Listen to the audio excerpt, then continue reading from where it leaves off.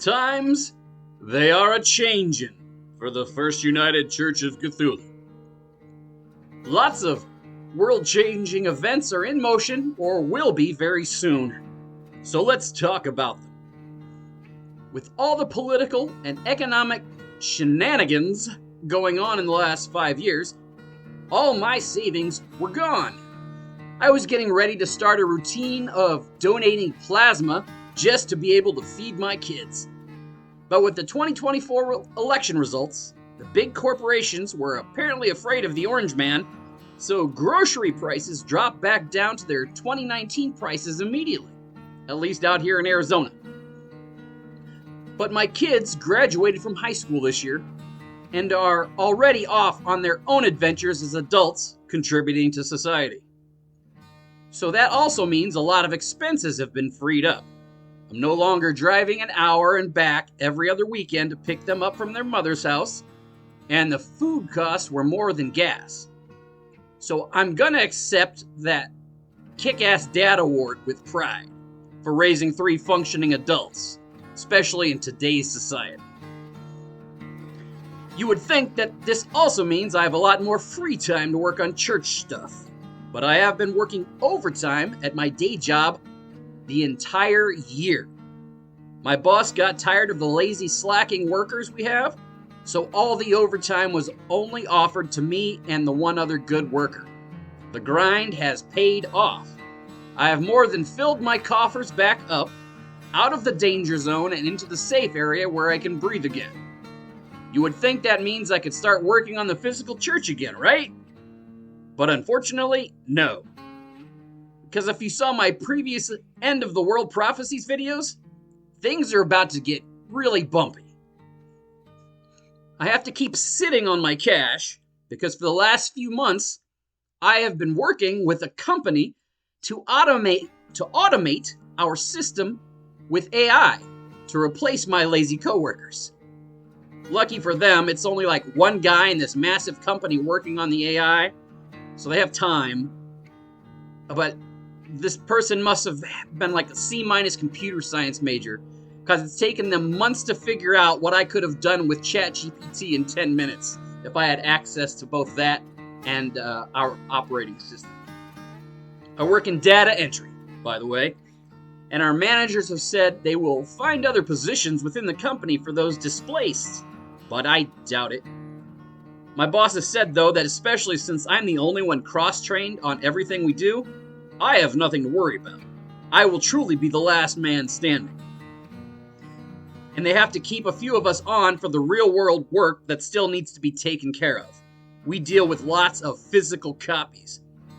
And can you believe in 2025 that there are still businesses that only communicate via fax? F-A-X, fax machines. I didn't even think those things were even around when I started this job back in like 2012.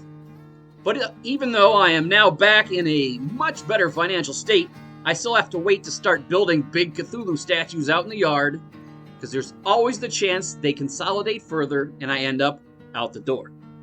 It would really suck if I started spending a bunch of money making all that kind of cool stuff and then have to sell the place because there are no more jobs left. Which brings me to another social factor that supports all those prophecies I made.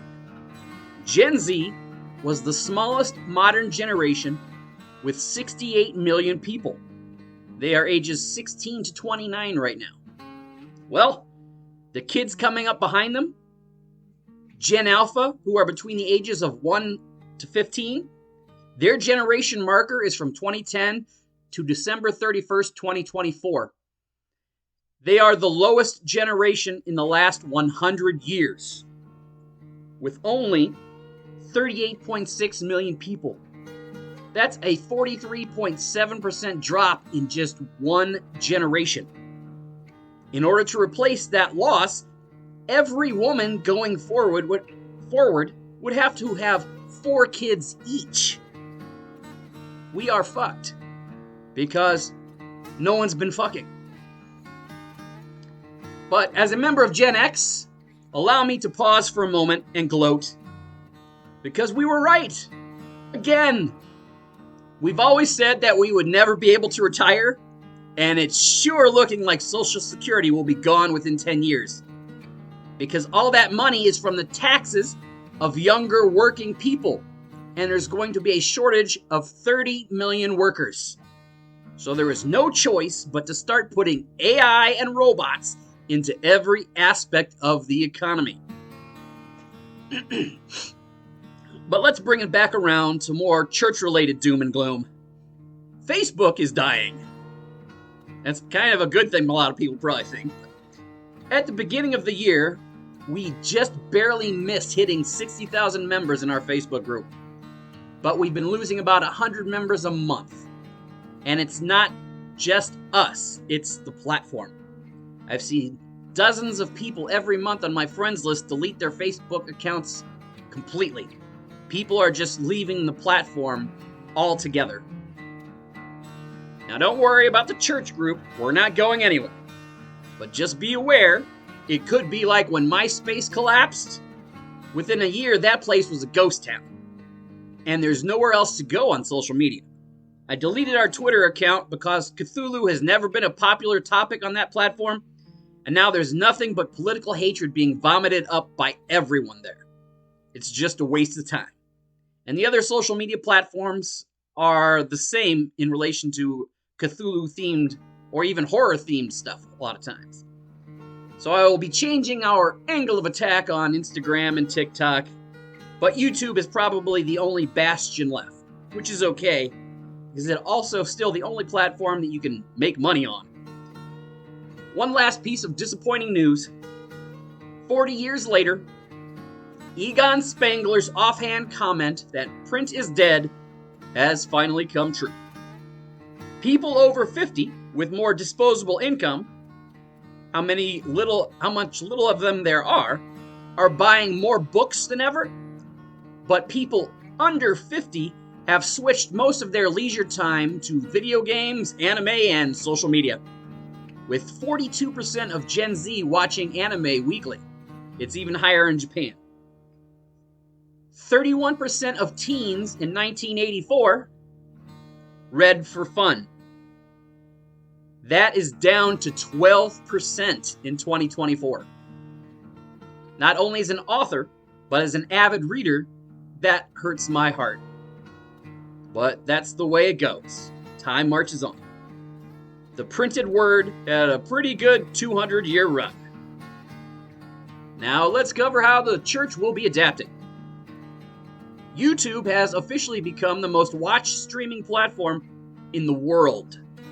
Eventually, once the circumstances all shake out at work, there will never be overtime again. So I will finally be able to grind out Church of Cthulhu content. I've published 32 books. There are over 130 short horror fiction, creepypasta, audio-only videos on our other YouTube channel called Midnight Drearies. Plus, I've got dozens upon dozens of other stories, outlines, or partially written scripts to draw from. I will be able to convert all of this into animated movies and shows using AI. It's not 100% yet, but eventually, all I will have to do is upload the already written books and have the entire story animated. We can call it the CMCU, Cthulhu Mythos Cinematic Universe. We don't have to wait for Guillermo del Toro to get his shit together, or constantly lament that John Carpenter will never make another film. We can create content for our community ourselves. I want to be the Studio Ghibli of cosmic horror. I've got a bunch of Weird West ideas with Kokopelli and Yig, and I'd love to turn it into some animated films. And it's not going to be anime. It will be in the illustrated style like the covers of the old Wild West cowboy novels. And all those creepypasta stories can be turned into an anthology series like Tales from the Crypt. And I want to do some sci-fi storytelling like the movie Heavy Metal. What exactly are all the Cthulhu spawn doing out there in the universe? And regardless of what genre something is, everything will start with presented by the First United Church of Cthulhu. it all funnels back to us. Unfortunately, all the past attempts to do some type of live stream or horror podcast just haven't worked out, but we'll get there eventually once I find someone to co-host who is truly dedicated to chaos and madness. But you probably won't see very much activity for a while, but once we get the ball rolling, it should be more Mythos content than you could ever want. Until next time, Cthulhu Photography.